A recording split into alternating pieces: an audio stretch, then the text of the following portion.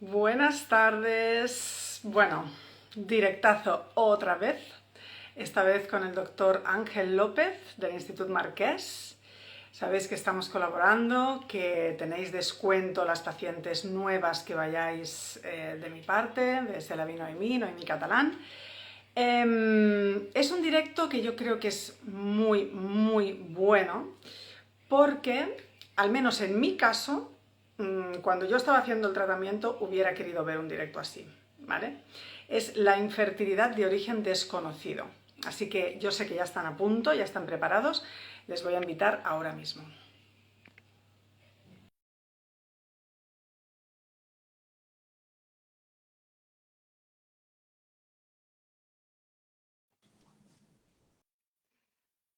Hola, Hola, buenas tardes, Noemí. doctor Ángel López. Nos Buenas tuteamos, tardes. nos tuteamos de nuevo, ¿no? Sí, sí, Muy bien, sí. muy bien, muy bien. Mil gracias por este ratito que vamos a pasar juntos ahora. Será una información muy valiosa porque el tema de la infertilidad de origen desconocido está catalogado. O sea, lo que no sabemos las pacientes es que eso también es posible, ¿no? Sí, es posible, sí. Yo me acuerdo cuando yo estudiaba medicina y estudiaba la especialidad que le llamábamos esterilidad sin causa, lo cual es un eufemismo porque todo tiene una causa. Lo que Claro. pasa que de entrada no sabemos detectar cuál es el problema, ¿sabes? Sin causa conocida sería, ¿no? Exactamente. Digamos. Hoy hablamos de origen desconocido. Exacto, exacto. Yo he leído que prácticamente el 30% de los casos de infertilidad son por causas femeninas, el 30% serían por causas masculinas, el 20% sería por causas mixtas, ya vamos Correcto. por 80, y ese 20% que queda hasta llegar al 100% son el origen desconocido, o Sí, sea que sí. no sabemos por qué. Entre un Es 15 y un mucho. 20% de las esterilidades hacemos el estudio, o sea, ¿cómo se define la esterilidad de origen desconocido? Exacto, Bueno, empezamos pues cuando por ahí. tú has estudiado a la pareja, el señor tiene un seminograma correcto, un semen adecuado, Ujú. la señora tiene unas trompas permeables que permiten la concepción de forma espontánea, tiene una buena reserva ovárica, es decir, sus ovarios son capaces de fabricar buenos óvulos, tiene una antimurariana correcta, Ujú. tiene un útero capaz, y a pesar de ello, pasa un año, mantiene relaciones sexuales de forma periódica y no se consigue el embarazo. O sea, hacemos estas pruebas, que son las principales, y todo está en orden, pero no han conseguido el embarazo. Por lo tanto, un problema debe haber, que con las pruebas básicas nosotros no podemos detectar. Vale. Entonces, ¿qué causas hay de infertilidad de origen desconocido? O sea, cuando vamos, ¿por qué puede pasar esto? Porque claro, el tema está en que si no sabemos por qué tenemos esa infertilidad, es difícil decir qué lo provoca, Sí, ¿no? O sí, sea, sí, tiene que sí. ser muy complicado detectarlo, ¿no? De hecho, el problema de la fertilidad es como una cadena que tiene a lo mejor 20 eslabones, ¿no? Y a lo mejor alguno de estos eslabones se ha roto, ¿no? Y no puedes llegar hasta el final. Pero un ejemplo, ¿qué puede ser? Yo he dicho que el varón tiene un semen normal. Semen normal lo detectamos mediante un seminograma. Pero hay varones que tienen unos espermatozoides correctos, pero su ADN no es correcto. Las pruebas genéticas no son normales. Y a lo mejor esto no lo detectamos en el seminograma. Es, por ejemplo, lo que se llama la fragmentación del ADN espermático. Ujú. O a lo mejor tiene una fragmentación normal, pero los espermatozoides son portadores de anomalías genéticas. Ujú. Que esto no lo vemos hasta que no sospechamos en fracasos previos de tratamientos y que tiene a lo mejor unos cromosomas alterados en los espermatozoides, o lo Ujú. que se llama la meiosis alterada. Y esto Ujú. no lo puedes ver si no haces unas pruebas que son muy específicas, ¿no? Que Ujú. habitualmente de entrada no las hacemos, ¿no? Porque si no nos haríamos a la mayoría de gente para tener resultados normales, ¿no? A veces puede suceder lo mismo con el óvulo. A lo mejor la señora tiene una antimuleriana aceptable, pero pueden haber alteraciones cromosómicas en el óvulo. De hecho, cuando hacemos una fecundación in vitro y sacamos los óvulos de los ovarios, en el laboratorio los biólogos ya lo primero que te dicen, uy, estos óvulos tienen un aspecto muy, muy alterado. El citoplasma son granulosos, la corteza, la membrana celular no ofrece resistencia, o sea, son criterios morfológicos que dice que este óvulo no es de buena calidad. Y esto... Que ya nos dan pistas, ¿no? Claro, esto no lo puedes ver hasta que no haces una fecundación in vitro. Incluso puede pasar que hayan alteraciones con el embrión. Es decir, vemos los embriones y cuando se están desarrollando, cuando los vemos en el laboratorio, lógicamente, porque entonces el embrión tiene unas características morfológicas. Cuando vemos que tiene pocas células, en día 3 tiene 8 células, y a lo mejor si tiene 4, quiere decir que es un embrión lento, no está desarrollándose de forma correcta. A veces las células no son simétricas, hay unas que son más grandes, otras pequeñas, esto le resta potencial, o tiene fragmentos. Fragmentos son fragmentos de células que se han roto, ¿no? O a veces incluso tienen muchos núcleos. Un embrión multinucleado es aquello que sus células, en vez de tener un núcleo, tienen 2 o 3 o 4. Y esto seguramente entraña alguna alteración genética del embrión, ¿no? Vale. Esto lo vimos en un directo que hicimos con vuestro embriólogo, que estuvo muy bien ese directo también. Animo a quien nos esté viendo en este directo que vea ese directo también, porque fue muy interesante. Vimos los distintos tipos de embriones, el A, B, C, ¿no? Que en el Instituto Marqués os quedáis en A y B, los C no los tenéis en cuenta.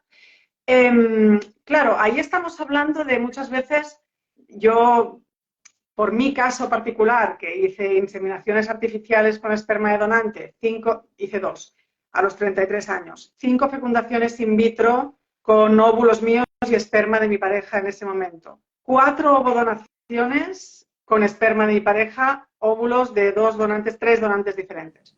Y después 3 donaciones de embriones yo sola, ¿no? En alguien que hace un recorrido tan largo, digamos, ¿no? Que está pasando ya por varias FIPS y todo, siempre digo, antes de pasar a ovo, deberíamos hacer la prueba de la fragmentación de ADN del esperma, ¿no? Porque el problema puede estar ahí. Entonces, mirar bien a la parte masculina antes de pasar a ovo, porque a lo mejor nuestros óvulos, claro, si tenemos 40 y tantos ya dices, ¿no? Puede ser que sí. ¿no? Entonces igual debería ser doble donación o donación de embriones. O sea, las dos partes tienen que estar bien analizadas para saber qué técnica después aplicar, ¿no? Evidentemente. Habitualmente, cuando tú presumes que el problema está en los óvulos, a lo mejor por la edad de la mujer o por su antimuleriana, no puedes descartar al 100% que el varón no tenga. Y entonces estaría justificado ampliar unos estudios que habitualmente no hacemos de entrada. El estudio de meiosis, el FISH en espermatozoides para mirar los cromosomas o la fragmentación del ADN. Son pruebas sofisticadas, pero que nos van a descartar al 90%, por no decir al 100%, que no hay un factor masculino. Imagínate que decidimos cambiar los óvulos porque queremos que el problema esté en los óvulos y luego nos encontramos con la sorpresa de que el espermatozoide también está alterado, ¿no? O sea, hacemos un tratamiento de ovo con lo caro que es ovodonación, que es carísimo, y encima tampoco se fecundan o tampoco llegan a blasto o tampoco, ¿no? Es como decir, bueno, entonces aquí pasa algo, ¿no? Exactamente, sí, sí, sí.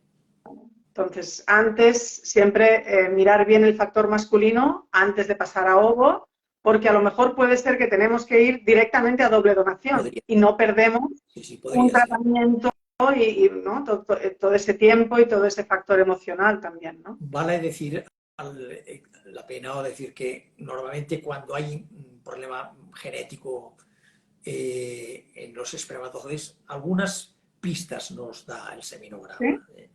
Es decir, puede haber un seminograma normal con una alteración genética, pero no es lo habitual. Habitualmente vemos que tienen lo que se llama una oligospermia. El volumen del semen es correcto, pero hay pocos espermatozoides. O la movilidad muy alterada. Ahí ya nos tenemos que poner la mosca detrás de la oreja. Ojo, aquí sí que estaría indicado ampliar los estudios. Cuando el seminograma no es normal, o bien cuando vas a cambiar un gamito, sobre todo el óvulo, descartar que el semen, el espermatozoide sea correcto, ¿no? Estos son casos que pueden, los que nosotros entrar en el cupo de la esterilidad de origen desconocido. Hay otros casos, ¿no? Yo he hecho alteración del embrión o a veces la ventana de implantación no es correcta también. No es corriente, pero puede ser, no, tiene que ser sincrónico el embrión con el endometrio para establecer un diálogo. Es como una conversación entre el embrión con su endometrio. Y si esta ventana de implantación hay mujeres que la tienen desplazada, para adelante o para detrás, ¿no? Y si tú transfieres el embrión en un día que presumes que es el adecuado y a lo mejor no llega a cuajar o a implantar porque esta ventana de implantación está desplazada. Es poco frecuente, es muy poco frecuente, pero lo hemos visto en algunos casos, ¿no? En algunos casos puede ser. Que puede ser que pongamos un embrión a día 5 que tiene unas características determinadas para acoger al endometrio y resulta que el endometrio está para, como si el embrión estuviera a día 3, ¿no? Exactamente. Entonces, el embrión no tiene las paredes adecuadas para agarrarse bien, digamos, ¿no? No hay una sincronía. No hay una sincronía y, por lo tanto, la condición no es la óptima para la implantación, ¿no? Perfecto. Entonces, en esos casos, ¿qué hacemos? El análisis del esperma con muchas más pruebas que se pueden hacer aparte de las principales, de la principal, ¿no? En el caso de hacer un DGP, un PGT a los embriones, ¿no? Un diagnóstico genético preimplantacional del embrión para saber si ese embrión cromosómicamente tiene problemas y por eso no se produce embarazo o por eso hay abortos de repetición, ¿no? También en el caso de esto último que hemos dicho ahora, ¿qué era? Lo de la ventana de implantación. La ventana de implantación. Si no identificamos estas cosas y en principio todo esto está bien, seguimos teniendo un problema de infertilidad de origen desconocido, porque si es una de esas cosas, ya no es de origen desconocido, ya sabemos el motivo, evidentemente. ¿No? Lo que pasa es que a veces lo diagnosticamos no en el momento inicial, sino después de fracasos, ¿no? Claro. Error prueba, por decirlo así, ¿sabes? Sí. Y eso es así. El mensaje que a veces la gente ha de recibir es que si hay una esterilidad de origen desconocido, con un tratamiento de reproducción asistida, no quiere decir que tengan menos posibilidades de quedarse embarazada.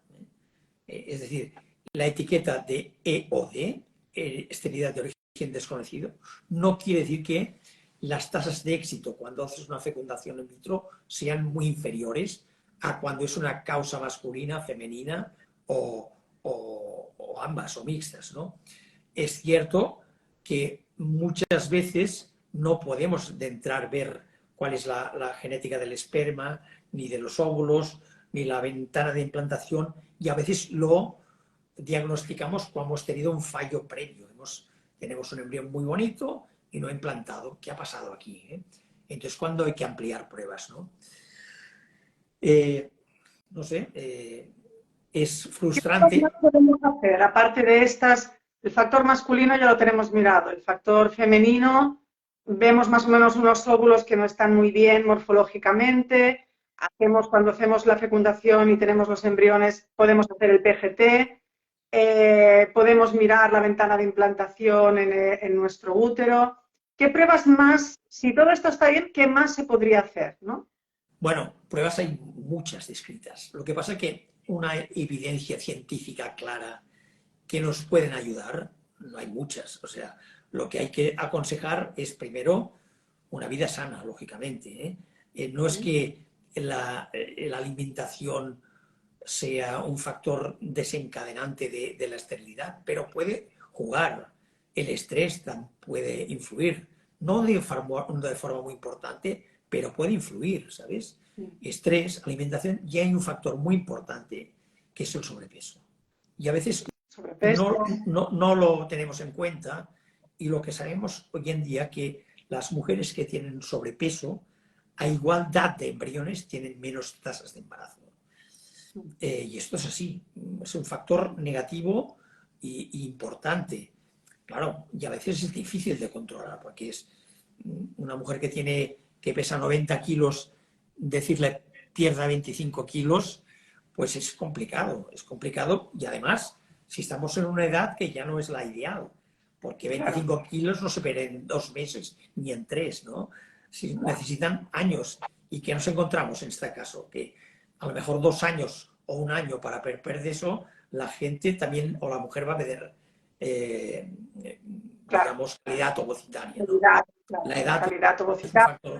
La edad también es un factor muy importante, que esto ahora lo sabemos.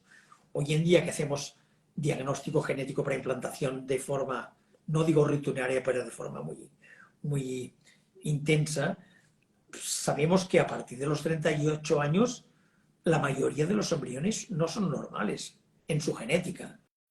Tú puedes ver un embrión, como el Instagram que hiciste con el biólogo, que te parece una morfología óptima. Mira, es muy bonito, es un blastocisto AA, pero luego lo analizas y resulta que tiene una monosomía, una trisomía, alteraciones genéticas. Y a partir de los 38 años, solamente el 30% de los embriones son genéticamente normales. Y entonces, en este saco podrían entrar las esterilidades de origen desconocido. Tengo un buen embrión, lo he transferido, pero no he implantado. Corcho, claro, no he implantado porque tiene una genética alterada. Por lo tanto, nosotros recomendamos siempre a partir de una edad, a partir de los 37 años, recomendamos hacer el diagnóstico genético preimplantacional para evitar transferencias inútiles que no van a generar un embarazo viable. Para no estar estimulándonos constantemente, sacándonos todos los óvulos que tenemos y a lo mejor es que no están bien, ¿no? Entonces, estamos perdiendo tiempo, dinero, estabilidad emocional, o sea, de todo, ¿no? Vale. Entonces, ¿qué más pruebas, por ejemplo, así que se me ocurran, aparte de estas pruebas que hemos dicho, si el endometrio está bien, tampoco sería necesario hacer el PRP, ¿no? Hacer el plasma rico en plaquetas, a lo mejor. Mira, el PRP es un tratamiento que hoy está muy en boga, sobre todo, y se puede utilizar tanto en el ovario como en el endometrio, ¿sabes? PRP lo que son plaquetas propias, es una autotransfusión, que a lo mejor lo hemos importado de otras especialidades. Por ejemplo, los traumatólogos lo utilizan para cuando tienes alguna inflamación en la rodilla, en la articulación de la rodilla, y parece que puede mejorar el proceso doloroso o la inflamación de la rodilla. Y algo parecido se ha invocado en el endometrio. A veces puede haber algún factor inflamatorio que impide la implantación del embrión, ¿no? Realmente esto estaría indicado si hay una inflamación del endometrio. Lo que pasa que hay otras alternativas para tratar la endometritis crónica. No sería la única. O también si el endometrio es muy finito, ¿no? Claro. No llega, o está rozando ese límite. Claro. Un endometrio para que el embrión implante tiene que tener un aspecto bonito. ¿Bonito qué quiere decir? Un grosor mínimo, lo ideal que supere los 5 milímetros, que tenga 7, 8 milímetros, que tenga un aspecto de 3 capas, trilaminar. Trilaminar, cuando ves un endometrio de 3 capas y de 7, 8 milímetros, es un endometrio óptimo. Pero claro, a nivel morfológico, también hay pruebas que podemos utilizar para testar este embrión. A veces hay factores inflamatorios que tú no ves en la ecografía. Y entonces se puede hacer una biopsia del endometrio para estudiar la calidad del embrión también, del endometrio. Esto se puede hacer al mismo tiempo que hacemos la ventana de implantación. Sí, evidentemente. En el mismo momento podemos analizar las dos Exacto. cosas, ¿no? La ventana de implantación se hace una simulación de transferencia y en vez de hacer la transferencia, coges una muestra del endometrio y ves si en ese momento es un endometrio óptimo. Y puedes hacer pruebas para descartar que no haya una endometritis crónica, una inflamación del endometrio que no da síntomas. Las endometritis agudas sí que dan dolor y secreción y tal, pero la endometritis crónica a lo mejor es totalmente silente y esto puede impedir la anidación de un embrión. Y el PRP también se utiliza en el ovario. Esto es más cuestionable. Por lo menos no tenemos evidencias científicas actualmente, en 2023, que las tasas de embarazo en este momento aumenten de forma significativa. Porque yo he explicado lo de la rodilla y hacer una transfusión de plaquetas en la rodilla, en un condrocito, bueno, puedes mejorar algo la calidad de este condrocito. Pero otra cosa es un óvulo. Un óvulo es una célula mucho más noble. No es una rodilla, no es un cartílago, es un gameto que va a generar vida. Y entonces se está estudiando si la transfusión de las plaquetas, el plasma enriquecido con plaquetas, puede mejorar la respuesta ovárica. Pero hoy en día una evidencia científica no la hay. Seguramente si al cabo de unos años tenemos metaanálisis que nos digan, sí, es que en estos casos podemos mejorar la tasa de éxito, se aplicará de forma rutinaria. Actualmente el PRP es una técnica experimental, que algunas clínicas la hacen, pero hemos de ser muy honestos y decir que es una técnica experimental, tanto a nivel del endometrio como a nivel del ovario. Sí. Bueno, es que de hecho con temas de infertilidad, nosotras las pacientes muchas veces os servimos de prueba, ¿no? De conejillo de Indias, de decir, como ensayo vamos clínico, a ver si ¿no? esto, exacto, si esto a esta paciente con estas características puede ser que dé buen resultado, ¿no? Y nosotras encantadas de probar, porque ya de perdidos al río, ¿no? O sea, vamos a probar lo que haga falta para ver si lo conseguimos o hay una mejor respuesta, ¿no? Con el PRP en los ovarios, lo que decíamos en algún directo que he hecho anteriormente, es que no es que mejore la calidad del óvulo, porque esa es la que No es, la ¿vale? respuesta, sí. No la respuesta, o sea, esos Folículos, digamos, que no vemos, pero que están ahí, pero no se ven en el ojo, a lo mejor con el PRP espabilan un poco y también salen. Entonces, en vez de 4 o 5, igual salen 7 u 8, ¿no? Esta es la idea del PRP, ¿no? Bien. Pero no sabemos la calidad. No, evidentemente. Puedes mejorar el número, pero no la calidad. Es de 4 o de 3 puedes parar a 6, pero a lo mejor la calidad es la misma, es lo que no sabemos, ¿eh? Otro tema en la infertilidad de origen desconocido, que no lo hemos comentado también, es los fallos de implantación, no porque el endometrio esté mal, sino porque hay alguna alteración en las trombofilias, lo que se llama la coagulación de la señora. Es decir, hay mujeres que tienen alguna trombofilia, como un factor de la coagulación alterada, que esto tampoco no se ve con un análisis rutinario, sino hay que hacer las mutaciones de algunos factores de la coagulación. Factor 2, factor 5 y otros más, ¿no?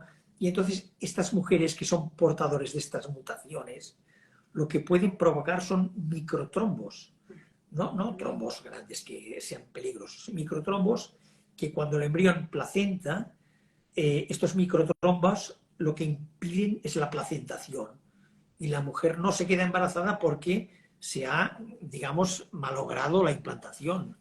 También pueden provocar abortos, o no implantación o abortos. Y estos son pruebas de trombofilias, que la hacemos también cuando hemos transferido dos embriones, que dices, diantre, estos embriones son bonitos, incluso los he analizado genéticamente.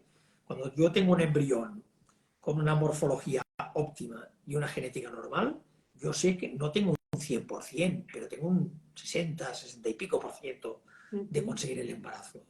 Si he puesto dos y las dos veces no ha habido un embarazo o ha habido un aborto, lo que tenemos que hacer es lo que se llama un estudio de implantación y es hacer una determinación de las trombofilias, estos factores de la coagulación, y también un estudio de enfermedades autoinmunes, que también lo hacemos en estos casos, que, ostras, no puedo conseguir el embarazo, a ver, que no haya un problema de autoinmunidad, sino que la mujer esté fabricando anticuerpos contra su propio embarazo. Exacto. Es poco frecuente también, es poco frecuente, pero puede pasar.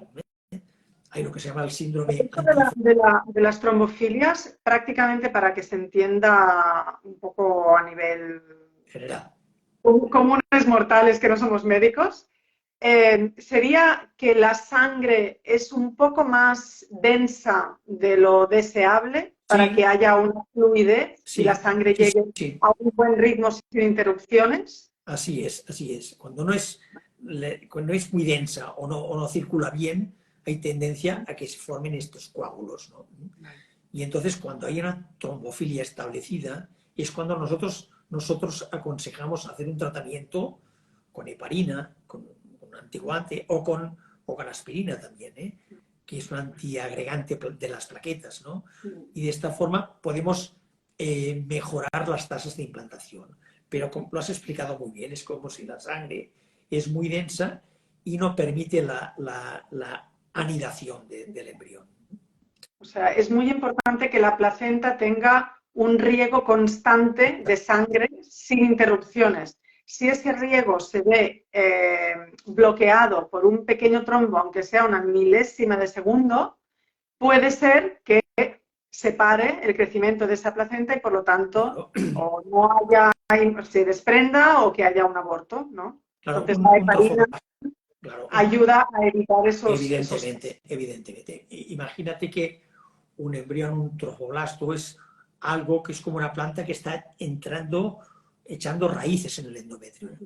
Se va ramificando. Y si en estas raíces se forma un coágulo, un trombo, ahí la anidación se interrumpe, ¿sabes? Incluso la mujer no es consciente de que se ha quedado embarazada y lo ha tenido o un aborto precoz o un fracaso de implantación, ¿no? Por lo tanto, son pruebas que hacemos siempre cuando hemos transferido embriones de buena calidad y la señora o no ha embarazado o ha hecho un aborto precoz. Entonces, sí que hemos de hacer el estudio de las trombofilias y de las enfermedades autoinmunes. Vale.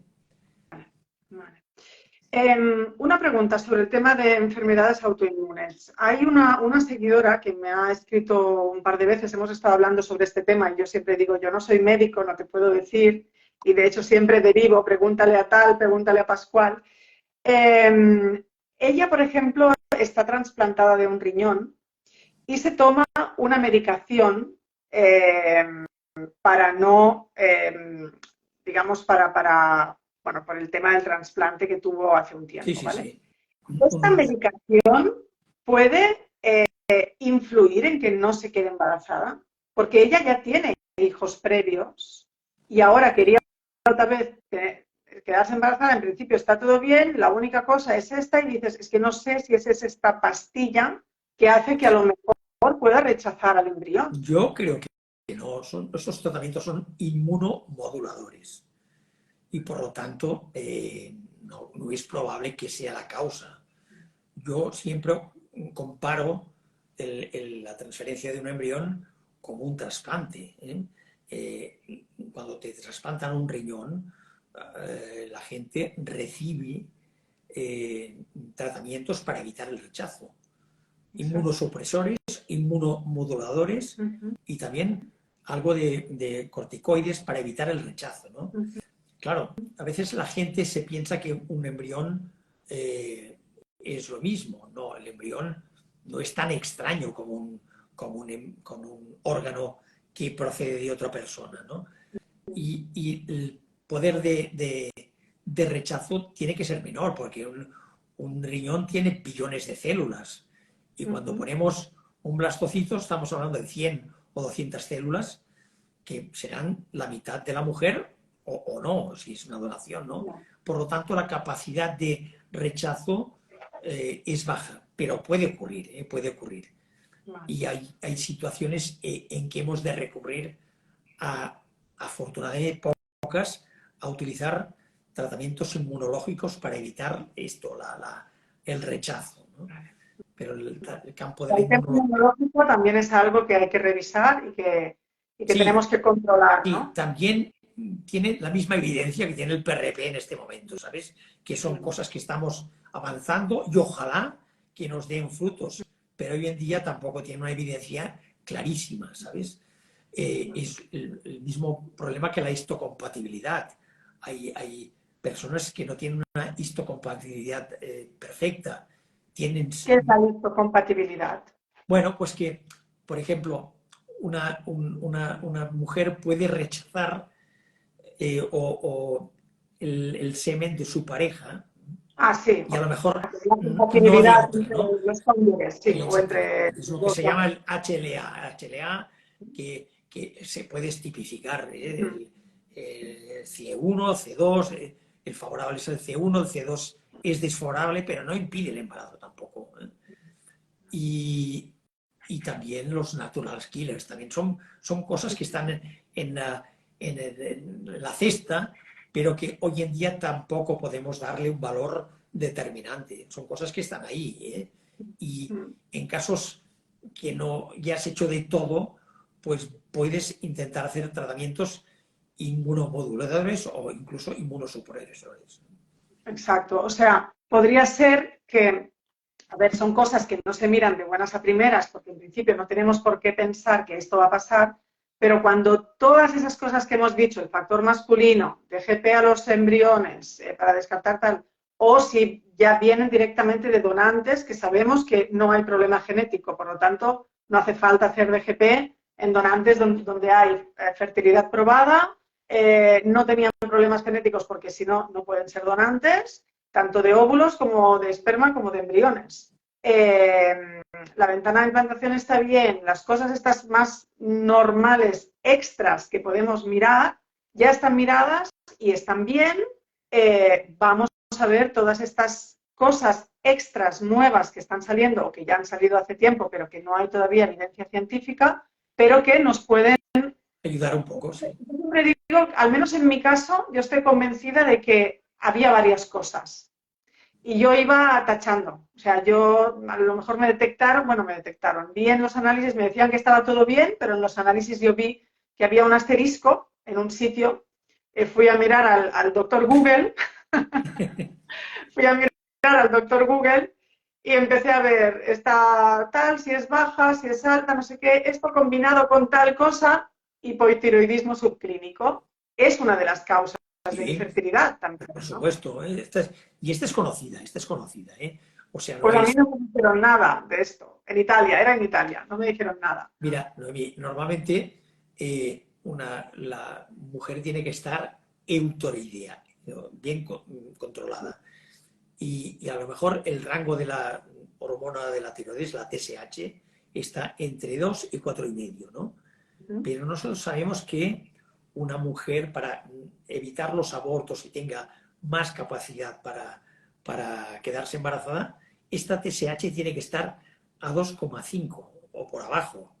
Y si una chica la tiene a 3 o 4 y no busca un embarazo, no tiene que tratarse. Pero si busca el embarazo, nosotros hemos de tratar este hipotiroidismo subclínico, que a lo mejor no mengua la calidad de vida, pero sí puede menguar la posibilidad de quedarse embarazada. Exacto. Exacto. Y yo estaba segura de esto, o sea, yo estoy segura de que en mi caso había varias cosas que no iban bien, digamos, ¿no?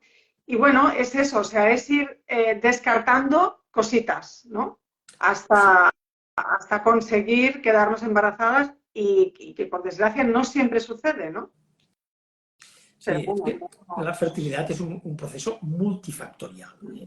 No dices, es que me falla una cosa. Una cosa, por ejemplo, una mujer que de la trompa es obstruida no puede quedarse embarazada de forma espontánea. Pero a claro. veces un poquito de aquí y un poquito de allá hacen un efecto sumatorio y esto impide el embarazo. Y nosotros tenemos que poner todo, nivelar todo a nivel de normalidad, por decirlo así. Una última cosa que yo, por ejemplo, lo, lo, lo pedí en el último intento que hice. En los últimos, nosotros no le daba importancia, pensaba, bueno, esto ya lo sabrán y tal, ¿no? El grupo sanguíneo. El grupo sanguíneo, cuando tenemos un embrión, ¿tiene que ser el mismo que el grupo sanguíneo de la madre? No, No es necesario. Pero hay un grupo sanguíneo, que es el cero negativo, que puede ser que dé problemas si no es el mismo. claro. Sí, sí. Sí, Ese es pero el mismo. esto, no, por Ese ejemplo, es el si tú eres negativa, tu RH es negativo, cero negativo.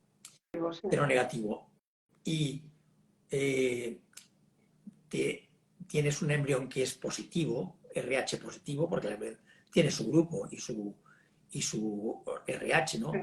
Entonces, en tu primer embarazo, si te quedas embarazada de este embrión, como es RH positivo y tú eres negativa, vas a crear anticuerpos contra la sangre RH positiva.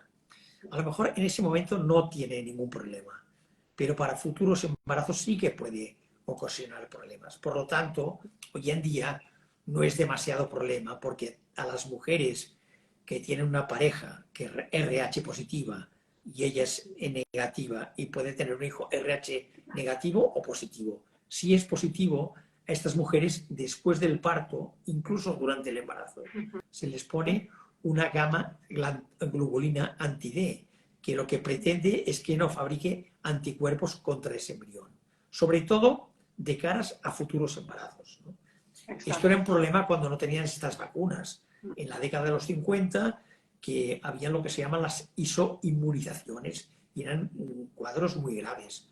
Hoy en día no es un problema porque ya a todas las mujeres RH negativas que tienen un hijo positivo se les pone la vacuna después del parto, incluso en la primera mitad del embarazo. Vale. Y esto puede ser que yo me haya quedado embarazada, haya tenido un aborto bioquímico, no me haya enterado de nada y resulte que haya desarrollado esta inmunidad, digamos. Puede suceder. Con un aborto bioquímico es poco probable porque tiene tan poca entidad que no hay mezcla de sangre. Pero con un aborto precoz sí. Estamos hablando de un aborto de 6 semanas.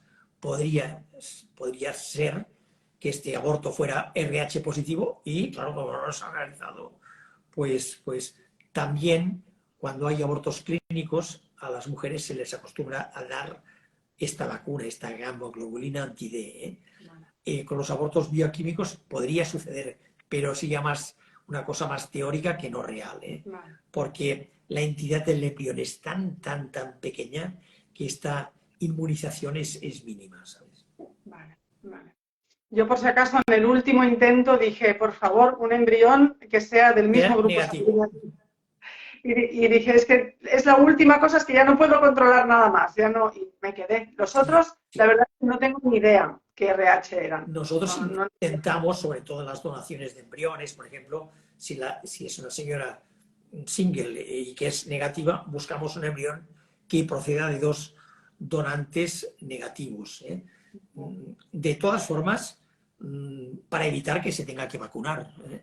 De 2 donantes negativos, siempre saldrá un embrión negativo. Y de esta forma no tenemos la vacuna ni la globulina anti-D tampoco. Bueno, pues creo que no sé si falta algo por decir. Las preguntas que yo tenía las he hecho, lo que se me ha ocurrido lo he ido preguntando como siempre. No sé si quieres decir algo más. No, yo sobre todo no dar ánimo a estas mujeres que se hacen las pruebas y todo sale normal. Y, ostras, a veces se preocupan, e incluso me preguntan, sí, me gustaría que me encontraras algo para ver qué es lo que pasa. O sea, yo lo que les digo, no te preocupes, que si yo no puedo detectar cuál eslabón está roto, me voy al final del proceso. Con una fecundación in vitro no tendrás menores posibilidades que una señora que tenga una trompa obstruida o un endometrio alterado o una pareja que tenga...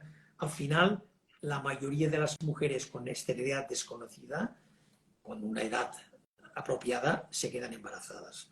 O sea, el mensaje siempre es de optimismo, ¿eh? O sea, no es una rémora.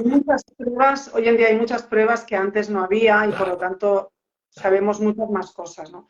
Aún así, es importante decir que nunca tenemos la seguridad al 100% de que va a ir bien, aunque sea ovodonación, aunque tenga el DGP hecho, ese embrión, aunque la ventana de implantación esté bien, aunque todo esté bien, puede seguir pasando que no nos quedemos embarazadas, aunque se nos parta el alma. O sea, es que incluso al doctor, o sea, la doctora, o sea, lo que más quieren es que te quedes embarazada, ¿no? Pero hay veces que todavía cuesta. Sí, Se sí, sigue investigando, se sigue mirando qué puede pasar, ¿no? El 100% no existe ni ahora ni existirá, pero nos intentamos acercar a lo máximo en cuanto a resultados, ¿no? Y como tú dices, es muy frustrante, sobre todo para los pacientes, tener un fracaso, pero para nosotros también nos impacta también. Y por eso entendemos que avanzar en estos estudios y en los tratamientos también. Sí, sí. Y cuando las cosas van, bueno, cuando no salen bien, en vez de seguir intentando lo mismo, pues mirar una cosita más, ¿no? Para ir descartando cosas. No está mal. Pues mil gracias, doctor Ángel López. Igualmente para Mil vosotros. gracias. Muy buen directo, seguro que será de gran utilidad. Recuerdo que hemos hecho muchos directos sobre el DGP, sobre PRP, sobre un montón de todas estas cosas que hemos hablado y por lo tanto podemos profundizar mucho más en los otros directos si quieren ir mirando los que ya hemos hecho. Y nada, un beso muy grande. Igualmente. Y a seguir trabajando. Muy bien. Buenas vacaciones. Gracias. Adiós, gracias. Adiós a todas, un besito. Chao.